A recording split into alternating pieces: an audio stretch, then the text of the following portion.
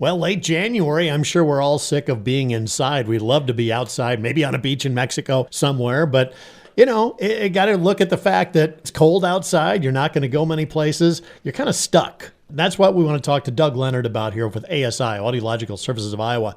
This is a great example of what people with hearing loss go through, the loneliness, depression almost of saying, I can't really do anything. Yeah, I mean, it's, what do they call it? Seasonal affective disorder or whatever. I mean, when we get to this time of year where it's cold out, we can't maybe participate in all the activities that we did. Certainly aren't spending a lot of time outdoors. But, we become a little bit more of a hermit. We stick at home more. Maybe the weather's bad. Maybe it's really cold out. We don't want to go out. We don't want to go out and eat dinner or do our activities like we would normally. It can lead to some frustration, some depression, maybe isolation. And as you referenced, John, I think it's a great example for people with normal hearing to understand what hearing impaired people are going through year round, really. Yeah, exactly. It doesn't matter what the weather is. They're feeling that isolation. And we always talk about that because there is that correlation between that and eventually maybe dementia. Yep. I mean, the untreated hearing loss, certainly. I think also we've spent a couple weeks now talking about how hearing loss can affect younger patients.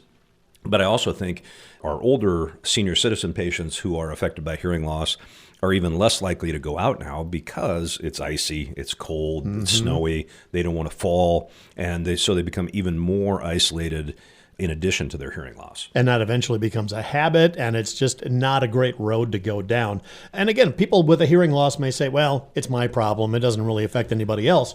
That's completely wrong. Yeah, I mean, hearing loss affects anybody that you're around. When you have a hearing problem, it's everybody else's problem as well. And, it's a little bit of a selfish attitude, I hate to say, but to think about it as, it's only affecting me. Anybody that you communicate with is going to struggle to visit with you and have a good conversation. All it takes is go out, get some information, go out, get the hearing screening that we always talk about. That's incredibly important just to begin to understand what's going on. Yeah, if we want to avoid that isolation of hearing loss, I mean, we're still in January, so we've got our New Year's resolutions. It'd be a great time to come in, have a hearing evaluation, find out what's going on for sure, and then do something about it and be proactive. So they could give us a call here in Carroll, 792-5933. Be one of those people that looks forward to talking with people and having people get together rather than dreading it because you're not understanding things or you struggle in that area.